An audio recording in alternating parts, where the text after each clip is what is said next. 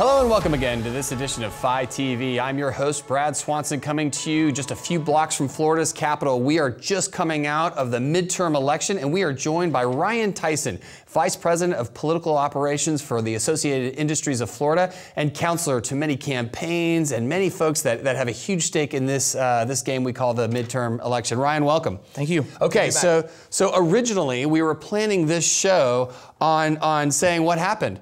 But we were still in the middle of a circus once again in Florida. We are. We need somebody with the big top and the conductor. Okay, so before we really go down into what's happening right now, sure. I want to take you back to the day of or just the day before. Give us a sense for what you were feeling and what you kind of felt Floridians were feeling about the top ticket elections, the governor, sure. the senator. Just kind of like take us from that. Sure. So in the weeks leading up to the election, our tracking surveys showed the governor's race, the Senate race, and the Ag Commissioner's race not only statistically tied, but like the number of people answering the questions was identical, like 420 to 420. So we knew this race was extremely close for the month leading up. What we learned in 2016, though, was that election day is everything. So we did tracking surveys the night before and indicated that it was still that close. Right. So we weren't shocked about the closeness of the race. We actually projected a recount territory based on what we were seeing in the turnout early in the morning. None of this was a shock. What was the head count, if you will, of D's to R's going in sure. early voting, and then question. what was the day of looking That's like? a good question. People forget that Florida has like 3 different segments of voting. So a good 5.2 million people voted in the early vote by mail period.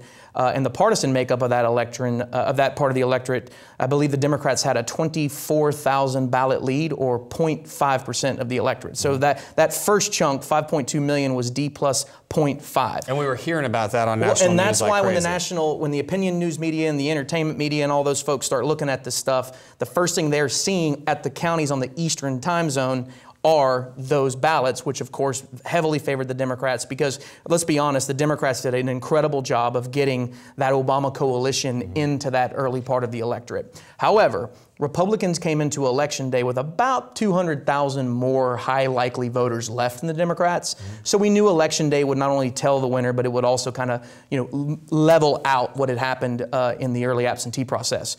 So you get into Election Day, and based on our count, we're projecting 3 million plus ballots were cast on Election Day.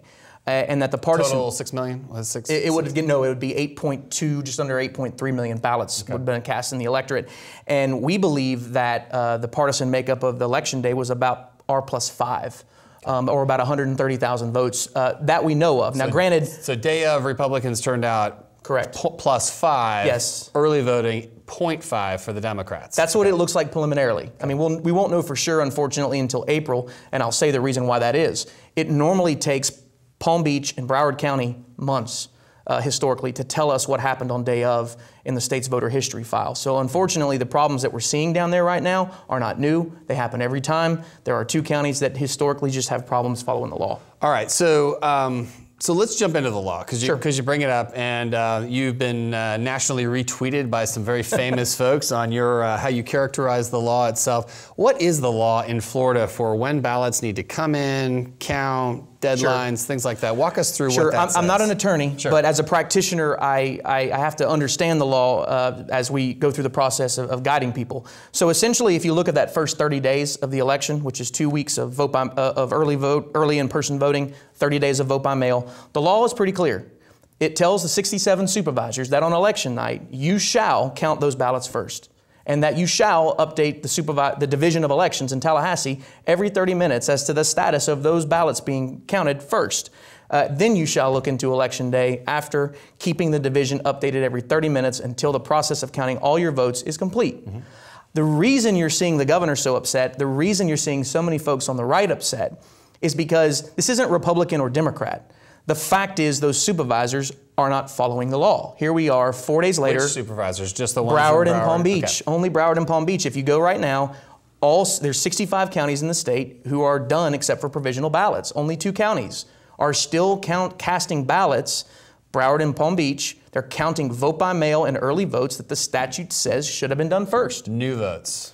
We don't know. They can't even answer that question, and that's the frustration that you're seeing from the right. Most would say this is just partisan. Yeah, of course it's partisan to a certain extent, But these folks are like the good book says, they are speechless and without excuse. The law is clear as to how these votes are supposed to be tabulated, and they're not in compliance. It's that simple. Well, I'm glad to see God is weighing in once again on Florida's elections. All right, well, just below God are the courts, right? Sure. And so we've got some lawsuits that are getting filed against Broward and Palm Beach.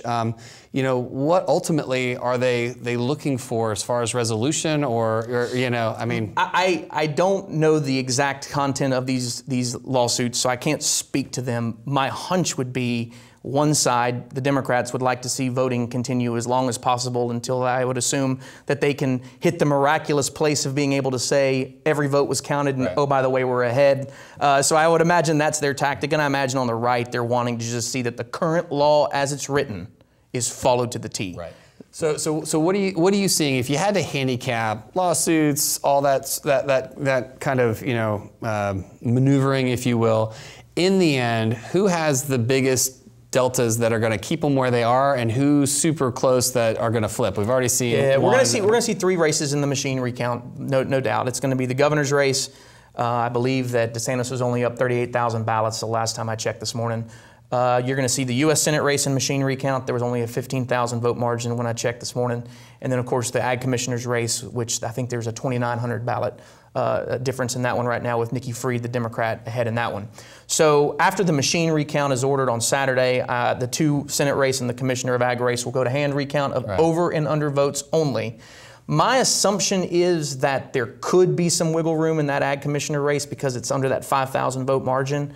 As long as the U.S. Senate race doesn't get below 8,000, 5,000 vote difference for Rick Scott, I don't anticipate that one changing. The outcome, ultimately. Right. And DeSantis? I don't see that one. It's just going to be a DeSantis machine recount in that race so far, which essentially, for your viewers to understand, the machine recount is fairly simple. They take all the ballots and they rerun them through the optical scan machines. And as long as that race doesn't all of a sudden miraculously go below 0.25, that race is over. Okay. All right. Well, let's talk about what the voters were being fed, if you will, by folks on both sides. And as everything, right, the campaigns change as they're sort of sensing and pulsing. So why don't we start with Mayor Gillum? What did he start with? What did he end with? And then let's go to DeSantis. The story of this election for Mayor Gillum, in my opinion, was one of he came out of the primary without a glove being laid on him. He was able to cut through a primary that was very crowded. Historical amount of money spent in the Democrat primary. Historically crowded, historically passionate, highest turnout ever. But you saw his opponents hitting each other, and he was able to cut through the middle, and he won. He entered the general election, and we started to see him in our data begin to become a candidate based off his message. He was sticking to quality of life issues, water, roads, schools. He had this election where he wanted it, in my opinion. When you were polling at that time, what were you seeing the Florida electorate, how were you seeing them receive that message? I was seeing them receive it very well. I mean, he was beginning to get +1, +2 points in a lot of our tracking surveys. More importantly, when you're looking at Florida, you start looking at some of these key demographics that have to turn out in order to get you one. And he's doing very well with all of the coalition he needs to for the Obama coalition, millennials, single white females, non-whites. And then all of a sudden you had this segment of white voters that were progressive leaning, that were moderate leaning, that were really attracted to his message. He had this race in a really good posture because of national reasons and climate as well in the month of September. My hunch is that once the Kavanaugh thing happened, a key segment of the right woke up. I don't think that was enough for the DeSantis side, but they did wake up. And you started seeing the passions and the attentions of the right start to really look at this. It was right around that time that all of this FBI stuff came out, the corruption allegations as Mayor Gillum. And when all of that stuff started to come out, I think, if I had to guess, and I'm biased as a Republican, but their campaign's response to that did not sufficiently get doubt out of too many voters' minds. He got punched, and when he got punched, I don't believe the response that they had was enough to settle the doubt that was caused. Okay. So let's go to the DeSantis side. You know, many of his critics have said, you know, he's similar to when Governor Scott started out, just kind of not the most, you know, camera affable kind of politician, not a retail politician that we're used to. How did his message start out, and how did it end, and how do you think it helped or hurt him along the way? I think the best way I could answer that is that his message originally was he had to introduce himself because he didn't do a lot of that in the primary.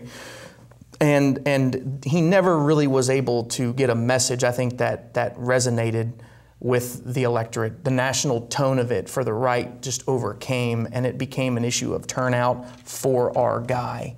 And I don't mean that as a disrespect. I just don't think ultimately, as this race closed, that anybody was hearing anything other than what color of the jersey was that you were wearing. Right. And really, the president's impact on Florida's election, Kavanaugh, it mattered. Yeah. You know, when the announcement was made that Donald Trump was coming to Florida and where he was coming, you could tell that they were ready to do the GoTV effort that needed to be done to win a close election. All right. So you in the past, when we're talking and and we're working with our members as well, you counsel us on what the composure of the electorate is in that cycle, because last cycle it might have been great, but it could have completely changed. Walk us through the current electorate, how people used to handicap it, how you kind of changed how you handicap it now. So just what's it look like? Yeah, I think in our postmortem of 2016, and it took us months to chew through what really happened in 16, what we believe we found was this. Since the economy started getting better in Florida, I believe we're starting to see a reemergence and a relocation, if you would, of older white voters that are retiring to the state. Many of them are not registering Republican or Democrat, but I have a hunch that most of them are right of center, and we're seeing it in our surveys when they self-ID their ideology. And what's funny about this is that as the economy's gotten better, as baby boomers are starting to retire, we're getting a lot of them in Florida, and it's beginning to compensate for the Republicans what they were beginning to lose with the increase of the non-white electorate, specifically on the non-Cuban, non-Puerto Rican Hispanic electorate. That's kind of what I saw has been happening in this state. In other words, it's the reemergence of the old white voter. And that's what helped Donald Trump get over the finish line. And what we noticed in our data as we tracked voter registration data is a little unknown fact is in the 4 years since Governor Scott's re-election, there had been close to 500,000 new Republicans, and they were mostly older white Republicans. Democrats in that time frame only had about 300,000. So what I would say demographically is I do believe you're seeing a shift, and I think that shift is predominantly on race, and it's not as much as on party. We see plenty of evidence of Democrats that are white, that are older, that don't necessarily live in urban areas that are voting Republican in their behavior. And we can prove it in our precinct level analysis. We're seeing that same as well on the independent side.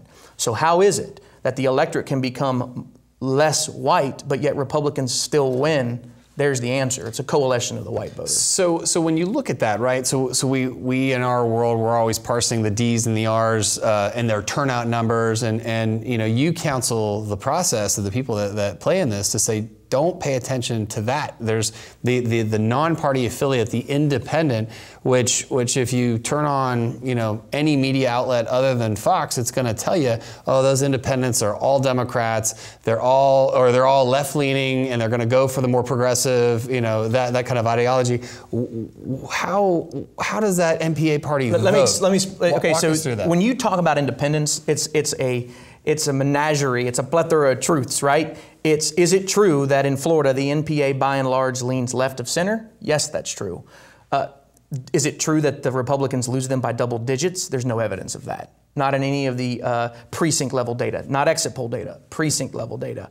Is it true that independents who live in urban areas tend to be more left of center dramatically? Absolutely. Is it true that independents that are white and older that live in suburban, exurban areas tend to be more right of center? That's also true. And I also believe that as you look at the independent electorate, as it gets older and closer to their 70s, and as they're white, they also happen to be more right of center. This notion that you can paint the independent electorate with one brush and say they're just like New York independents, they're going to be, basically progressive liberals that just don't like the Democrats because they're not far left enough. There's no evidence of that in Florida. Okay.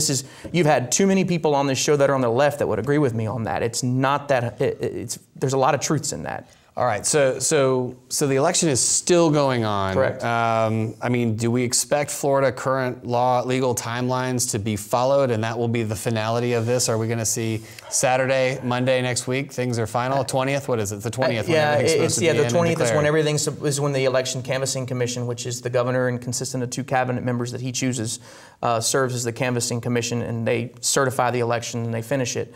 I see no reason why that timeline cannot be followed.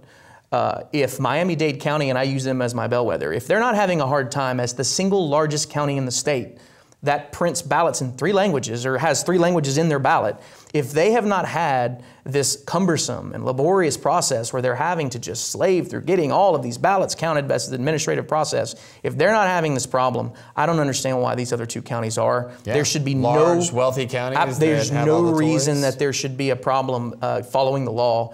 And I believe what this is all going to come down to, if I had to have a guess, is there's going to be a lawsuit that basically says that the Florida process, the law, which has worked just fine in the last several years, 18 years, since post-2000 when it was changed, is somehow problematic on civil rights grounds, I would imagine. So just the last kind of question on that, is this going to be a Florida 2000 recount scenario with lawyers and people standing on ballot boxes and, you know, everyone's flying everybody in from D.C., or is this just going to be its much little brother? I think it's in between the two. Okay. It's in between the two. I don't know that we're going to see something come into 500 votes like we saw in 2000, but we do have a U.S. Senate race. There is national attention. You know, getting the Republicans an extra seat over there, especially if there's, you know, in the U.S. Senate, if there's another Supreme Court vacancy. So I think you're going to see a lot of national attention on that. I don't know, though, that it'll get that tight. And if it does, then I would definitely tell you that there will be drama, just like we saw back then. Right. And probably more so because if you remember, I think 2000 kind of kicked off the notion of cable news, right? I mean, it's where the 24 hours really started to kick up. Yeah, so. I'm not going to say we love activity like that with our members and their programming, but people should buy their ads now. For, absolutely. Next I agree. All right, so let's shift gears a little bit. Sure. And when we look at the rest of Florida's structure, we take into account the Constitution. We're one of 16 states that allow voters the right to amend the Constitution by petition or by the Constitutional Revision Commission, et cetera. So they all were successful. Yes. So except for the one that gave a property tax cut to virtually every Floridian. Which I find that fascinating. What's your? I mean, I got to assume the traditional elections are encapsulating your field of vision. But what did Bryan Tyson wake up and think about Floridians where we've raised the bar? We've tried all of our field data that we were doing. We would show in the last 15 minutes of our groups. We would show the ballots to people. And it was fascinating to see how you can get a one read when you do a phone poll with people. That's a very long summary to read. People get confused. They don't want to listen to you anymore. But when they would read the ballots, we were finding that lots of voters towards the end, especially independents, they were like, yeah, that makes sense. We'll go for it. I mean, there really is a populism that's overtaken this electorate. And it's becoming more and more harder to really dial in where an individual amendment's going to go, because they can say one thing on the phone poll, but when they get into that ballot box and they're reading it, if it makes sense, they typically go for it in the era of populism. Yeah. So the single source amendments versus the blended Constitutional Revision Commission, did your polling show people more frustrated with that? Or, I wasn't looking at the CRC amendments. I'll tell you that in our groups we did see people very frustrated with amendments 6 on, because that's the CRC amendments that had the so-called log rolling subjects that were in it. But you saw no evidence of that when people actually voted, which was funny. I mean, it was these people just went with it and they rolled with it. I mean, especially if you look at a couple of these issues that were highly populist. Amendment 3, voters in charge. Who's against voters being in charge? They broke 70, right? Look at, no more lobbyists being able to lobby, or additional bans on lobbyists and government officials coming out and being lobbyists. Was that 78%, right? The dogs as well, very high, number 13. So those populist people who could get their ballots written sort of in a populist manner, they were the ones that won the day, especially. And I won't lie to you, as a guy from the business community, it's a little scary at how some of these subjects just sailed right through, and of course people don't really know what they're looking at. From the business community standpoint, you start thinking of minimum wage, increase amendments and things like that. It's very scary. It's a unique place for Florida. Okay, so we look at the constitutional amendments. We just did the deep dive into the cabinet races, which are all the rage on the news channels. Let's jump back into the Senate and the House, and let's do Congress too. Oh, Congress. Okay. Yeah, and I think I want to start let's start with Congress, and I think that's the biggest warning I would give Republicans in Florida. Okay. They lost 2 congressional districts. Congresswoman Ileana Ros-Lehtinen, District 27. We kind of assumed it could fall. I think there was a period of time where we thought that Salazar was going to be able to hold it. She did not. Donna Shalala took that seat. Probably gone forever. And then you got Congressman Corbello. Here's a congressman who's worked very hard to be nimble, if you would, follow the wills of the will of his voters, follow the will of his district, and he went down on election night. The congressional delegation is now 14-13, Republican to Democrat. The first warning that I would give Republicans is they've got to start watching at how there is a creep that the Democrats are doing. They're chipping away one election cycle after another, and that's the process that I think you're going to start seeing the state become even more competitive in the legislative races. Go to the Senate. District 18 in Tampa. As of right now, that race will be in recount. They have till tomorrow at noon to get all their ballots in, but as of right now, the former House Minority Leader, Janet Cruz, is about to defeat incumbent Dana Young. Once again, it's another Senate seat. You know, the majority will now be down to, I believe it would be 24 at this point, with a lot of seats that are up, odd seats being up in the next election. You get into the House, I believe the number of the House loss was 6. In many of these districts, these Democrats we had never even heard of, they became very fortunate by a lot of the activity that was occurring at the top of the ticket down, and you could see it in the pockets of the state where these Democrats were successful. South Pinellas County, Northern Hillsborough, Sean Harrison's District 63, which is in the same region as District 18 in the Senate, Dana Young. Central Florida was a bloodbath for Republicans. It's almost like these districts that were redrawn to be more democratically friendly, and the Republicans took at least a cycle and sort of still hung on, right? Sure. But it seems like this was the death knell to that, that hope that... Sure, it's going to be really hard. 3 of these districts that the Republicans lost, in my opinion, District 63 in Tampa, Harrison, 47 in Central Florida, Mike Miller, and now 103 in Broward and Miami-Dade. It's very difficult for me to see the path demographically, electorally, where those 3 seats go back. But I guess anything could happen whenever Donald Trump's at the top of the ticket. Right. You always counsel us as to, you just never know what that guy's going to do. Yeah, so, very volatile. President, and definitely a bell to figure out where things are going.